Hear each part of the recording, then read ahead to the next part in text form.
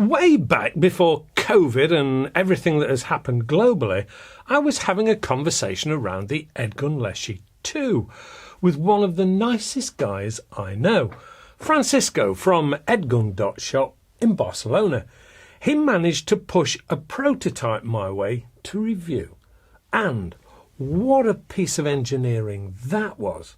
Well, here we are nearly a year later, and thanks to Francisco again, here is the production model.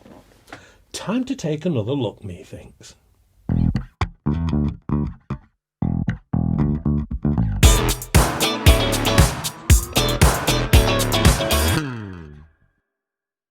Hello and welcome to AAR on Air. Today it's EDgun Leshiy 2. The sequel, so to speak. I suppose the first thing to say is this is straight from the manufacturers. Well, via a couple of stops, Airgun.shop in Spain and Vector Air here in the UK. I've seen other reviews being a little quick to claim that this isn't suitable for sub 12 foot-pound UK market because of the higher power levels and the inability to get it low enough for UK limits. Well, this is a sub 12 foot-pound, fully functioning, fully self-indexing sub 12 foot-pound Leshiy 2 in all its Iron Man red and black splendour. Outwardly, not a lot has changed from the prototype, but I'm reliably informed there have been in excess of around 100 modifications and changes to it to make sure it's up to the high standards and expectations of Ed and his team. All these changes are really only evident if you start taking this apart, and I'm not about to start to do it here. But I was present at Vector Air when Karl had a really good stripped-down inspection, and I can tell you, he was impressed. One very noticeable change to Airgun's normal presentation is the new box. Now, I am most definitely not going to do an unboxing video, but I am going to pass comment on the packaging. Normally, they come in a serviceable, bland cardboard and polystyrene box, but this one comes in a nice presentation box with moulded sponge inserts that simply needs a hard case for the approximate dimensions, and you're fully set up. It also nicely arrives in two takedown parts that highlight just how flexible this little powerhouse is. Again, it needs to be confirmed that this is not usable in this pistol-like state, because the air chamber, plenum and regulator are all in the stock section, and that needs to be fitted and locked into place for it to work. It's also worth remembering that this is a form of multi-shot and is likely to put the jitters up some people, because this is actually self-indexing and not actually semi-automatic as some people are stating, which means the pellet is fired directly from the magazine and is not loaded into the barrel as is normal in a firearm, semi or fully automatic. What this does mean is that not only can you get through a heck of a lot of pellets in a single sitting, but you can indeed pop off a couple of shots into your target or quarry in quick succession, making doubly sure of success. Let's take a look at the very subtle external changes, shall we, with a side-by-side walk-around. They are both in the black and red livery, as already stated, with the elongated moderator end, which flows into the main body of the gun with a Weaver-type rail on the top.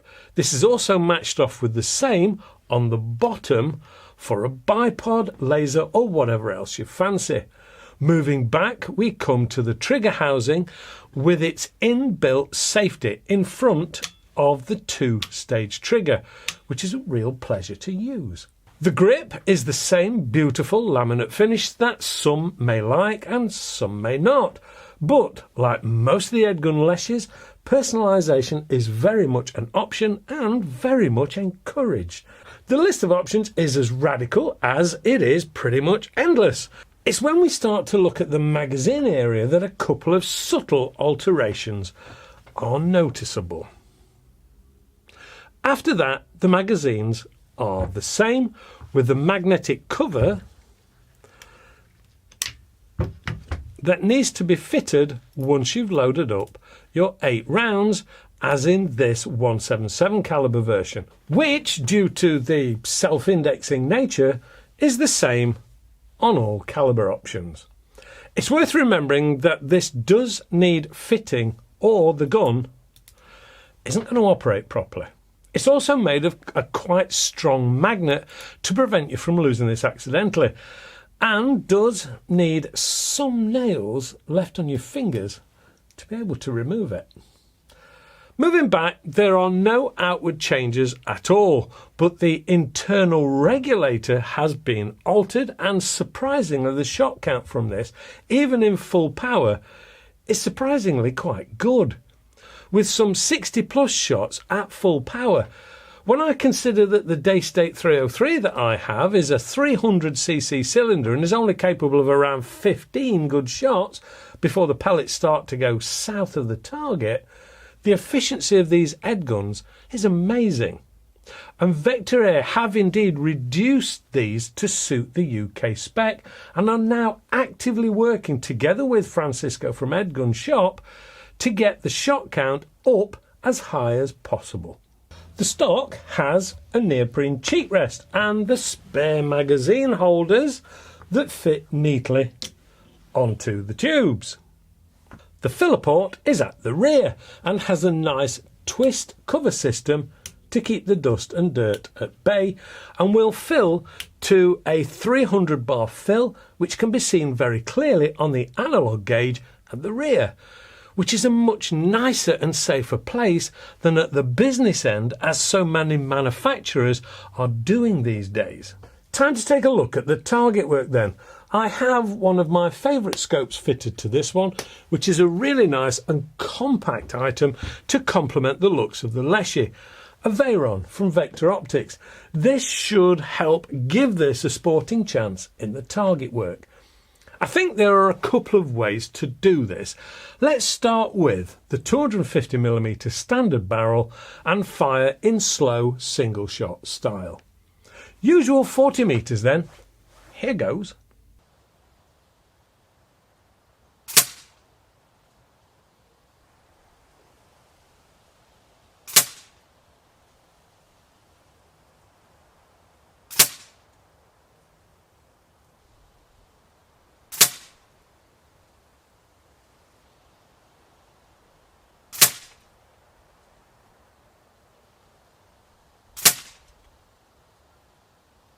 Now, let's do the same thing, but with a much faster pull on the trigger to see if the action of fast shooting has a big effect on the accuracy.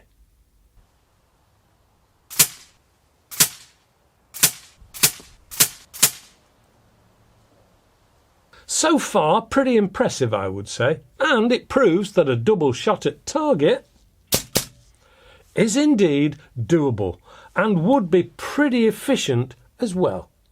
I've used this for a spot of pest control, and putting a double shot into the quarry is child's play. So now let's drop in the 350mm barrel and kit and see if that has any marked effect. Again, slow single shots first.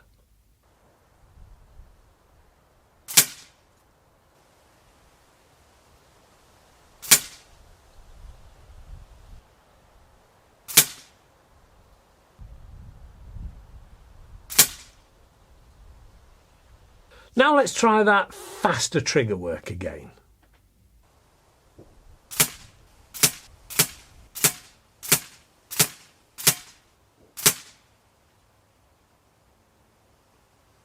You know, either way you use this, the results are pretty impressive. You've got an extra length barrel for perhaps some of that further shooting. This was all shot out at 40 metres with not a huge difference. Yes, it's designed for much higher powers, and the longer barrel will give you accuracy over a longer distance. So FAC version, you're probably going to want that 350mm barrel. Using it on multi-shot instantly, you've still got remarkable accuracy considering the movement of your finger on the trigger. Truly impressive when it comes to the target work.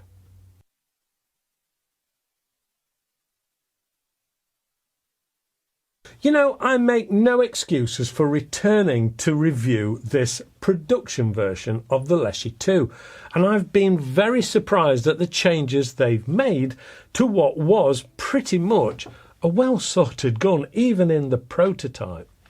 This is a real pleasure to use. It is very well sorted, and of course, it's time to use the E word again, because this really is engineered so well. You have so much adaptability if you need it, adaptability that goes way further than just caliber and barrel changes, with larger air cylinders, military barrel extensions, and so much more.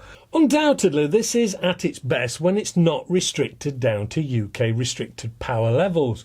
But it operates just as well in sub 12 foot-pound and puts just as big a grin on your face.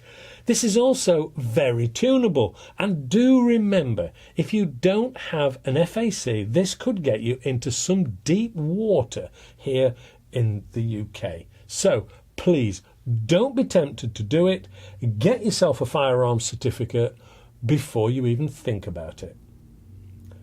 This must surely be the best takedown rifle on the market.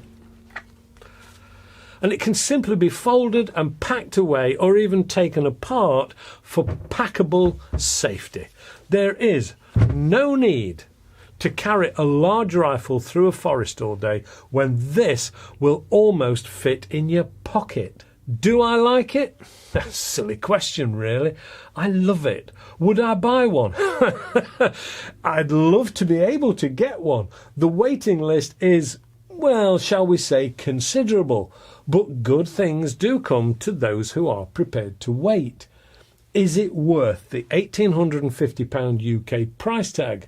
Well, that depends if you've got it or not.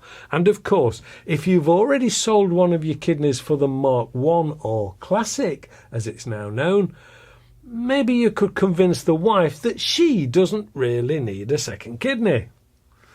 Or maybe it shouldn't be a problem if they close the pubs and restaurants down again, then surely you can save that amount of money anyway. Either way, beg, steal or borrow, this is a truly exceptional piece of kit, and exclusivity is pretty much assured. And you will attract some attention from your mates with this one.